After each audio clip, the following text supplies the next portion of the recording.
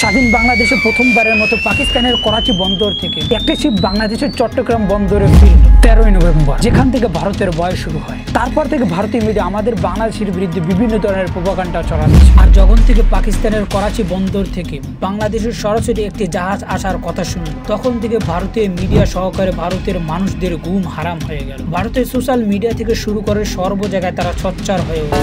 ইন্ডিয়ার সিকিউরিটি সিস্টেমও সজাগ হয়ে উঠল। তাদের ভিতরে এই অস্থিরতার কারণ কি? কেন ভারত ভয় পাচ্ছে এবং এই ভয় পাওয়ার পিছনে কারণ কি এবং কি কারণে ভারতের জন্য দুঃসংবাদ হলো, বাংলাদেশের জন্য এটাই হলো সুসংবাদ। পাকিস্তানের জাহাজ বাংলাদেশের বন্দরে বেরার পিছনে ভারতের তিনটি ভয়ের কারণ রয়েছে। প্রথমটা হলো ইকোনমি, দ্বিতীয়টা হলো জিও পলিটিক্স, তৃতীয় হলো রিলিজিয়ন অর্থাৎ ধর্মযুদ্ধ। আর এই তিনটি কারণে ভারত সবচেয়ে হুমকির মুখে রয়েছে। ভারত যে কোনো সময় টপকায় এবং ভারতের মানচিত্র ভেঙে চুরে চুরমার হয়ে যেতে পারে, এমন এক পরিস্থিতি রয়েছে।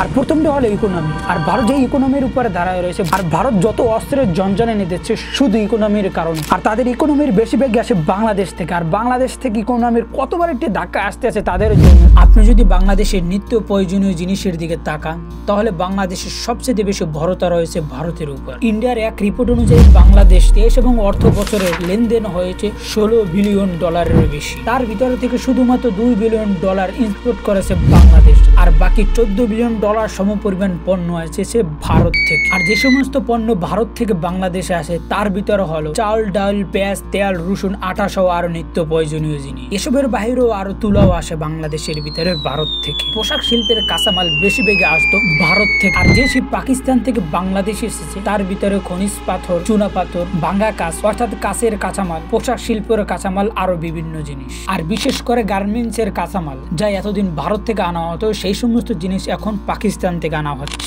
যার কারণে ভারতের এখন কপালে চিন্তার বাস পড়েছে। ডাটা বলছে পৃথিবীর সব থেকে পেঁয়াজ উৎপাদনকারী দেশগুলোর ভিতরে 7 নম্বর স্থান দখল করে রেখেছে পাকিস্তান। আর একইভাবে আলু উৎপাদনকারী দেশগুলোর ভিতরে শীর্ষ 10 দেশের ভিতরে তারা জায়গা করে রেখেছে। আর এভাবে বাংলাদেশে যে সমস্ত নিত্য প্রয়োজনীয় জিনিস সবগুলো শীর্ষ 10 দেশের ভিতরে আপনি পাকিস্তানের নাম পেয়ে যাবেন, যা এতদিন ভারতের কাছ থেকে আনা হতো। আর সেই সমস্ত পণ্য পাকিস্তানের কাছে অ্যাভেলেবেল রয়েছে এবং তারা সারা বিশ্বের মাঝে এক্সপোর্ট করে থাকে। আর অর্থনৈতিক ভাবে যদি আপনি দেখেন, সেই সমস্ত পণ্য এতদিন যা ভারত থেকে আনা হতো আর সেই সমস্ত পণ্য পাকিস্তানেরও কাছে আছে, যার ফলে ভারতের আধিপত্য বাংলাদেশের উপর কমে যাবে। আর ভারত যে কয়েকদিন পর পর আমাদের বাংলাদেশে পেঁয়াজ, রসুন, মশলা সহকারে বিভিন্ন জিনিস যে বন্ধ করে দেয়, তারা করতে পারবে না। যদি তারা বন্ধ করে দেয় তাহলে আমরা পাকিস্তানের কাছ থেকে আনবো, বাংলাদেশিরা পাকিস্তানের কাছ থেকে আনবে এবং ভারতের আধিপত্য কমে যাবে, যার ফলে এখন ভারতের মাথায় চিন্তার বাস পড়েছে। আর যতই দিন যাচ্ছে ততই পাকিস্তান এবং বাংলাদেশের সম্পর্ক ভালোর দিকে আগাচ্ছে। আর এতদিন বাংলাদেশ ভারতের মাঝে যে বাণিজ্যিক চুক্তিগুলো রয়েছে, সেই সমস্ত বাণিজ্যিক চুক্তিগুলো এখন যদি পাকিস্তানের সাথে করে, তাহলে এই মুহূর্তে সব থেকে বড় ধাক্কা খাবে ভারত এবং তাদের $16 বিলিয়ন বাণিজ্যের উপর বড় একটি মিসাইল পড়ে।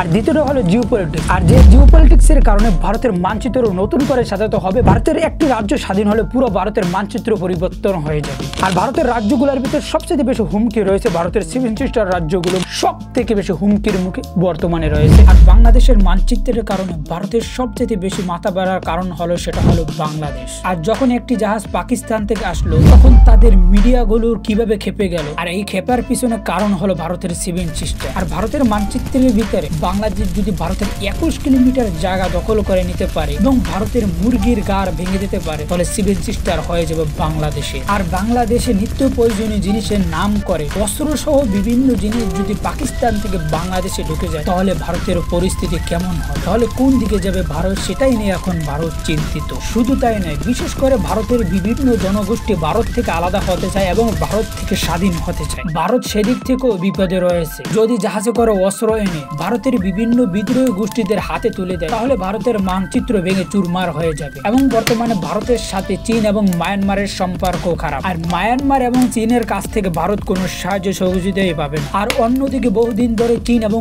পাকিস্তান ভারতকে ভাঙার জন্য একত্রিত হয়ে কাজ করেই যাচ্ছে, যার ফলে পাকিস্তানের সাথে বাংলাদেশের ভালো সম্পর্ক কোনোভাবেই ভারতের জন্য সুখবর নয়। আর যদি কোনোভাবে ভারতের কোনো রাজ্য বা কোনো অঞ্চল যদি স্বাধীন হতে পারে, ভারতের কাছ থেকে আলাদা হতে পারে, তাহলে ভারতের পুরো মানচিত্র মানচিত্র আবার পুনরায় নতুন করে সাজাতে হবে এবং ভারতের মানচিত্র পরিবর্তন হয়ে যায়। বিশেষ করে পাকিস্তানের আশেপাশে যে সমস্ত এলাকা আছে সব পাকিস্তানের হয়ে যাবে এবং চীনের আশেপাশে যে সমস্ত রাজ্যগুলো আছে সবগুলো চীনের হয়ে যাবে এবং ভারতের মানচিত্র পুনরায় নতুন করে আবার সাজাতে হবে।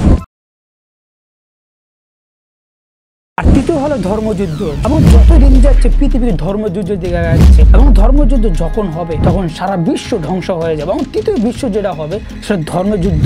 আর এই মুহূর্তে আপনি পৃথিবীর যেদিকে তাকাবেন সেদিকেই শুধু ধর্মযুদ্ধ হচ্ছে। রাশিয়া ইউক্রেন যুদ্ধ সেটাও ধর্মযুদ্ধ পরিণত হয়েছে। রাশিয়ার অর্থোডক্স খ্রিস্টানদের উপর ইউক্রেনের বর্বর নির্যাতনের কারণে রাশিয়া বাধ্য হয়েছে ইউক্রেনের উপর হামলা করার জন্য। গাজা এবং ইসরায়েল যে যুদ্ধ হচ্ছে সেটাও হলো ধর্মযুদ্ধ এবং যদি আগামীতে ইরান এবং ইসরায়েল যদি যুদ্ধ করে তাহলে সেটাও হবে ধর্মযুদ্ধ। আর এই ধর্মের কারণে এই যুদ্ধ হবে। আর যতই দিন যাচ্ছে বিশ্ব ততই ধর্মের যুদ্ধের দিকে বাড়ছে। আর বিশেষ করে বাংলাদেশ হলো এমন একটি রাষ্ট্র যার আশেপাশে 2100 কিলোমিটারের ভিতরে কোনো মুসলিম কোনো দেশ নেই। আর অন্যদিকে ভারতের ভিতরে আরএসএস এর উত্তেজনা বিরাজমান। আর আরএসএস এর সর্বপ্রথম শিকার হয়েছে পাঞ্জাবের শিখরা, আর যেখান থেকে খালিস্তান আন্দোলনের শুরু হয়েছে এবং পাঞ্জাবের শিখরা এখন তারা আলাদা রাষ্ট্র চায়, খালিস্তান রাজ্য। আর ভারতের সেভেন সিস্টার ক্ষেত্রে যে মণিপুরে যে দাঙ্গা হচ্ছে আর সেটাও হলো ধর্মযুদ্ধ, সেই দাঙ্গা হলো হিন্দু খ্রিস্টান দাঙ্গা। আর আমি যেই মুহূর্তে ভিডিও তৈরি করছি সেই সময় পর্যন্ত 450-এর উপরে খ্রিস্টানদের চার্চ ভেঙে ফেলেছে। আর ভারতের ভিতরে এই মুহূর্তে সবচেয়ে বেশি হিন্দুত্ববাদ বিরাজমান এবং তারা অখণ্ড ভারতের স্বপ্ন দেখে এবং তারা সেই মাঠ তৈরি করার প্রস্তুতি নিচ্ছে এবং ভারতের বুকের ভিতরে জায়গা করে রেখেছে বাংলাদেশ এবং যেখানে সবচেয়ে বেশি মুসলমান বসবাস করে। আর আরএসএস এর প্রধান লক্ষ্য হলো হিন্দু এবং খ্রিস্টানকে ভারতবর্ষ থেকে বিতাড়িত করা এবং তাদেরকে শেষ করে দেওয়া। এই কারণে এখন পাকিস্তানের সাথে আমাদের ভালো সম্পর্ক রাখতেই হয় এবং বাংলাদেশ যেহেতু একটি মুসলিম কান্ট্রি এবং বাংলাদেশের ভিতরে অনেক মুসলমান রয়েছে, যার ফলে আরএসএস এর জন্য প্রধান হুমকি হলো বাংলাদেশ এবং এই বাংলাদেশের সাথে পাকিস্তানের সম্পর্ক ভালোটা আরএসএস কোনোভাবেই নিতে পারছে না। আর এই জন্যই ভারতের হাত থেকে বাঁচার জন্য বাংলাদেশের পাকিস্তানের অনেক প্রয়োজন। আর বাংলাদেশ এমন একটি স্থানে রয়েছে 2000 কিলোমিটারের ভিতরে কোনো মুসলিম কান্ট্রি নেই। আর বিশ্ব ভূমণ্ডলে আমরা এমন এক জায়গায় বসবাস করছি যেখানের আশেপাশে কোনো মুসলিম কান্ট্রি খুঁজে পাওয়া যাচ্ছে না এবং বাংলাদেশের আশেপাশে যে সমস্ত রাষ্ট্র আছে সমস্ত দেশ হলো অমুসলিম কান্ট্রি। আর এদিক থেকেও পাকিস্তান আমাদের বাংলাদেশে অনেকটাই কাছে। মুসলিম কান্ট্রি হিসেবে এমন ধর্মযুদ্ধ হলে পাকিস্তান আমাদেরকে সবার আগে সাহায্য সহযোগিতা করতে পারবে আর অন্য অন্য রাষ্ট্রগুলো আমাদেরকে অত সহজে সাহায্য সহযোগিতা করতে পারবে না। যার ফলে এখনই আমাদের বাংলাদেশের সাথে পাকিস্তানের সম্পর্ক ভালো রাখতে হবে। আর অন্য অন্য কান্ট্রি আমাদের বাংলাদেশকে সাহায্য করতে আসলে অনেক দেরি হয়ে যাবে। পাকিস্তান থেকে পারমাণবিক অস্ত্র থেকে শুরু করে বিভিন্ন অস্ত্র আমাদেরকে তৈরি করে নিতে হবে যেন আমাদের কোনোভাবে সামরিক সক্ষমতা কমে না যায়। আর এই তিনটি বিষয়ের কারণে ভারত এখন সবচেয়ে বেশি ভয়ে রয়েছে। চীন এবং পাকিস্তান ঐক্যজোট হয়ে রয়েছে, এটা নতুন করে যেন সাজাতে হয় এভাবেই তারা নকশা তৈরি করছে। বিভিন্ন জায়গায় বিভিন্ন উত্তেজনা বিরাজমান করছে। একদিকে তারা উত্তেজনা থামাচ্ছে, অন্যদিকে উত্তেজনা সৃষ্টি হয়ে গেছে। ভারতের ভিতরে একের পর এক আরএসএস এর ষড়যন্ত্রের কারণে ভারতের এখন পুরো মানচিত্র এখন হুমকির মুখে রয়েছে। আর ভারতের আরএসএস এর কারণে তারা সব জায়গায় হিন্দুত্ববাদ প্রচার করছে। আরএসএস এর প্রথম শিকার হয়েছে পাঞ্জাবের শিখেরা, তেমনি ভাবে ভারতের হায়দ্রাবাদে স্বাধীন হতে চায় এবং বিশেষ করে ভারতের সেভেন সিস্টারের যে সমস্ত রাজ্যগুলো আছে তারা ভারত থেকে আলাদা হতে চায়, ভারত থেকে স্বাধীন হতে চায়। তাদের ভিতরে অনেক বিদ্রোহী গোষ্ঠী আছে, অনেক স্বাধীনতাকামী মানুষ আছে যারা ভারত থেকে স্বাধীন হতে চায়। আমাদের বাংলাদেশে অর্থ ফলিংকারী সরকারের বিরুদ্ধে যে তারা যে ষড়যন্ত্র করতে আছে তাদের ষড়যন্ত্র অতি শীঘ্রই দেখবেন বন্ধ হয়ে যাবে। কারণ আমাদের যতই দিন যাচ্ছে পাকিস্তানের সাথে সম্পর্ক ভালো হচ্ছে, পাকিস্তান থেকে আমরা পেঁয়াজ আনবো, পাকিস্তান থেকে আমরা ডাল আনবো, পাকিস্তান থেকে আমরা আটা আনবো। ভারত থেকে যে সমস্ত জিনিস আমরা আনতাম তুলা থেকে শুরু করে সমস্ত জিনিস, যে সমস্ত জিনিস আমরা আগে ভারত থেকে আনতাম সেই সমস্ত জিনিস এখন পাকিস্তান থেকে আনবো। পাকিস্তান শীর্ষ 10 থেকে 15 রাষ্ট্রের ভিতরে তারা আসি, শীর্ষ 10 থেকে 15-এর ভিতরে তারা থাকবে। আরো চীনের সাথে আমাদের ভালো সম্পর্ক, মায়ানমারের সাথে এখন ভালো সম্পর্ক, আরো বিশ্বের যে সমস্ত রাষ্ট্রগুলো আছে ভারতকে চেপে ধরার জন্য, ভারতের ঘাড় মটকানোর জন্য যে সমস্ত রাষ্ট্রের সাথে আমাদের বাংলাদেশের সাথে এখন ভালো সম্পর্ক। তাই বাংলাদেশের বিরুদ্ধে ষড়যন্ত্র করা বন্ধ করেন। সেভেন সিস্টারের মুরগির ঘাড় ভেঙে দেবো, সেভেন সিস্টার প্রেগনেন্ট করে দেবে। ভালো থাকবেন, সুস্থ থাকবেন, চ্যানেলের পাশেই থাকবেন। যারা চ্যানেলকে সাবস্ক্রাইব করেন চ্যানেলকে সাবস্ক্রাইব করবেন। আর যারা ফেসবুক পেজ থেকে দেখতে আসেন অবশ্যই ফেসবুক পেজটা ফলো করে রাখবেন, আমাদের সাথেই দেখবেন। নিজস্ব কোনো মন্তব্য থেকে অবশ্যই নিচে আপনাদের জন্য কমেন্ট বক্স উন্মুক্ত, অবশ্যই নিচে কমেন্ট করে আমাদেরকে জানাই যাবেন।